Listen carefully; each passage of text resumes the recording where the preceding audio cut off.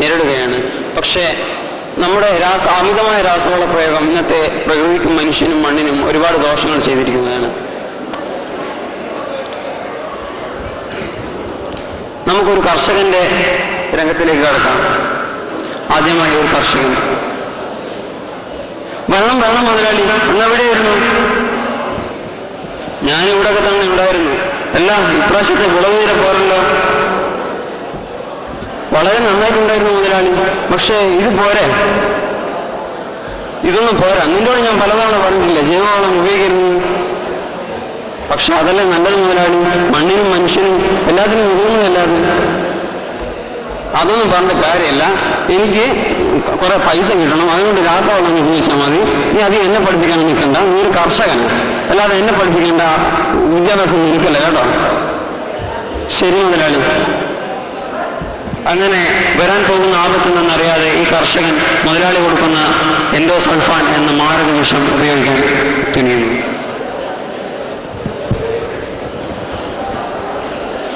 മുതലാളി എന്താടാ? വിളവ് നന്നായിട്ടുണ്ട്, പക്ഷേ മണ്ണിലൊക്കെ ചത്തൊടുങ്ങിയാണ് മുതലാളി. അതെന്താടാ? അതങ്ങ് പോട്ടെ, മണ്ണിരയല്ലേ, അതിപ്പോ ആരും നോക്കുന്നു. പക്ഷെ മുതലാളി അത് ശരിയെന്നല്ലോ. ഇവിടെ എന്റേതാണ് ശരി, നീ എന്നെ പഠിപ്പിക്കാൻ നിൽക്കണ്ട കേട്ടോ. ശരി മുതലാളി. അങ്ങനെ ഈ കർഷകന് ഒരു കുഞ്ഞ് പിറക്കുന്നു. ഒരു വർഷത്തിന് ശേഷം ഈ കുഞ്ഞിന്റെ വളർച്ച വളരെ മുരടിച്ച് ഒരു ശോചനീയമായ ഒരവസ്ഥയിൽ എത്തുന്നു. അങ്ങനെ ഈ കുഞ്ഞുമായി ഈ കർഷകൻ ഒരു ഡോക്ടറെ സമീപിക്കുന്നു. ഡോക്ടർ പറയുന്നു, ഈ കുഞ്ഞിന് വളരില്ല, ഈ കുഞ്ഞിന്റെ ആയുസ് വളരെ പരിമിതമാണ്. ഇത് കേട്ട് കർഷകൻ വളരെയേറെ പരിഭ്രാന്തിയിൽ ആഴുന്നു. അങ്ങനെ ആ പ്രദേശത്തുള്ള ഒരുപാട് ആൾക്കാരുടെ ശിശുക്കൾ, ഒരുപാട് പേരുടെ ശിശുക്കൾ ഇതേ അവസ്ഥയിലെത്തുന്നു. അങ്ങനെ കർഷകൻ സമരത്തിലേക്ക് കടക്കാൻ പോകുന്നു.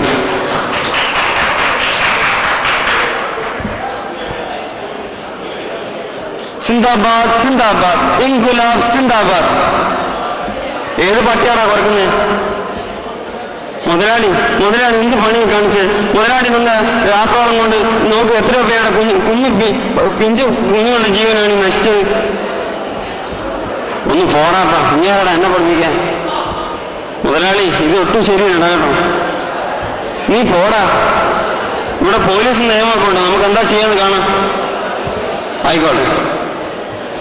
അങ്ങനെ ഇയാൾ പോലീസിനെ സമീപിക്കുന്നു. മിസ്റ്റർ പോക്കർ,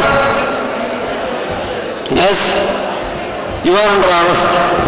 എന്ത്? രാസവള പ്രയോഗം മൂലം ഒരുപാട് കുഞ്ഞുങ്ങളുടെ ജീവൻ നിങ്ങൾ മൂലം അപകടത്തിൽപ്പെട്ടു. പക്ഷേ ഞാനല്ലല്ലോ എൻ്റെ ഉത്തരവാദി, എൻ്റെ കർഷകനായിരിക്കും. അതെങ്ങനെ? നിങ്ങളല്ല തോട്ടത്തിൻ്റെ ഉടമസ്ഥൻ. ഡോണ്ട് വറി, ഇത് വെച്ചോളൂ.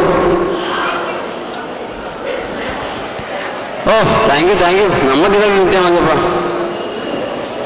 നിരാശനായ കർഷകൻ വീണ്ടും ഈ മുതലാളിയെ സമീപിക്കുന്നു. ഹേ മനുഷ്യ, ഉളുപ്പിനുടങ്ങിട്ട്